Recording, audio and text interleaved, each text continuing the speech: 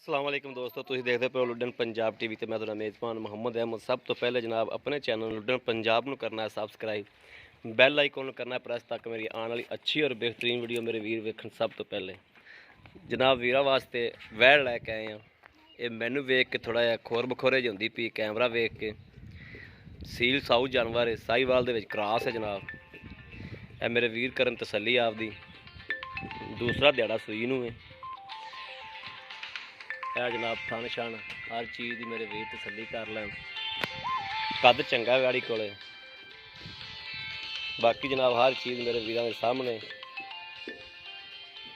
पिंड बड़ा छड़ के टोर से मगर बच्चा है, कल सूई जनाब हलतर बोले दे विच। लेना देना नसीबां दी गल है, बाकी मुल्लों भी इंशाल्लाह मुनासिब होवेगी। कोई एडा जड़ा ना मुल शुल वाली गल कोई नहीं। सील साऊ जानवर है, काले थन ने जनाब। विरला मेरे वीरों के सामने ने, विरल मेरे वीर वेख लैन। टोरा फेरा जनाब वीरों नूं विखावांगे। यह जनाब टोरा फेरा मेरे वीर परा टोरी लिया परा लम्मी।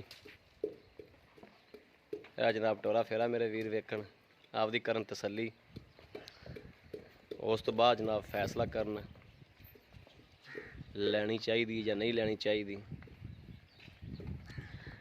बन दे इत्थे बन दे, भावें आ टायर नाल ही बन दे। रस्सा ढा के नत्थ फिर पा दिया करो, इनू डबल हो जाया करे। बच्चा बन सो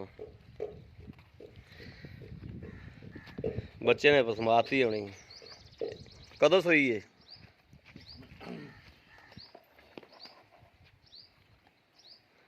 किन्ने दिन हो गए सूई नूं?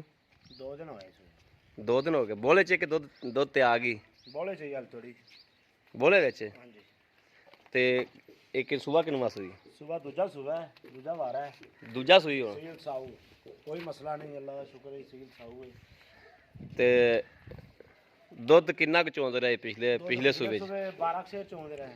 ते 6 सेर टाइम दा कि 12 सेर टाइम दा? 6 सेर टाइम दा। ते हुण किन्ना को है? हुण हैगा 7 सेर। हल थोड़ी मैला मुला टोरेगी ना ते मोड़ ते ए बोल अलदर चाह नहीं बनन लगी? नहीं, चाह नहीं बन लगी। चाह नहीं बनन लगी यानी कि बोले विच? हां बोले। ते 3.5 सेर हैगा टाइम दा? हां 3.5 सेर सुबह ते 3.5 सेर शाम। ठीक हो गया। वैसे सील साऊ है? हां अभी थोड़ी थोड़ा पट्ठा दा है मसला। मूंह किवें? मूंह माड़ा विखाई। मुंह में छिग्गी है? छिग्गी है, मूँह छिग्गी है। दूसरा वारा है जनाब। बाकी मेरे वीरां दे सामने हर चीज़। सील साऊ जे मर्जी कोले ते ऑपरेशन जे मर्जी। किन्ने पैसे ने इंदे?